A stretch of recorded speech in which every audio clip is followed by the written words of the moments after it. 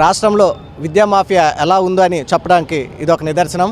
విద్యార్థి నాయకుల్ని అధిక ఫీజులపై ప్రశ్నిస్తున్నందుకు ఈ విధంగా వాళ్ళని కిడ్నాప్ చేయడం అంటే ఈరోజు రాష్ట్రంలో ప్రజాస్వామ్యం బతుకుందా లేదా అన్నది ప్రజలు ఆలోచించుకోవాలి. ఈ రాష్ట్ర ప్రభుత్వం ఎప్పుడైతే విద్యా సంస్థలోకి విద్యార్థి సంఘాల నాయకులు వెళ్ళకూడదని చెప్పి సర్క్యులర్ ఇచ్చిందో ఆ రోజే ప్రైవేట్ యూనివర్సిటీలకి యాజమాన్యాలకి ఊతం ఇచ్చినట్టుంది. వాళ్ళ ఇష్టం వచ్చినట్టు అడ్మిషన్ కాడి నుంచి టీసీ ట్రాన్స్ఫర్ సర్టిఫికేట్ ఇచ్చే వరకు వాళ్ళు దోచని విధంగా అనేక వేల రూపాయలు దోచుకుంటున్నారు. అది ప్రశ్నిస్తున్నందుకు యూనివర్సిటీ యొక్క అక్రమాలను బయటికి పెడుతున్నందుకు విద్యార్థి నాయకులపై ప్రభుత్వాలపై ఒత్తిడి తెచ్చి వారిపై కేసులు పెట్టడం, ఇలాగ ఇంకా బరి తగ్గించి ఇలాగ విద్యార్థి నాయకుల్ని కిడ్నాప్ చేయడము రాష్ట్రంలో ప్రజాస్వామ్యం ఉందా లేదా అనేది ప్రజలు మరోసారి ఆలోచన చేయాలి. ఇప్పటికైనా రాష్ట్ర ప్రభుత్వం, హోంశాఖ అలాగే విద్యాశాఖ మంత్రి ఈ యొక్క దుర్ఘటనపై విచారణ జరిపి యూనివర్సిటీని రద్దు చేసి యూనివర్సిటీ నడుపున యాజమాన్యాలపై క్రిమినల్ కేసు పెట్టి వాళ్ళని అరెస్ట్ చేయాలని చెప్పేసి జాతీయ కాంగ్రెస్ పార్టీ విద్యార్థి విభాగం తరఫున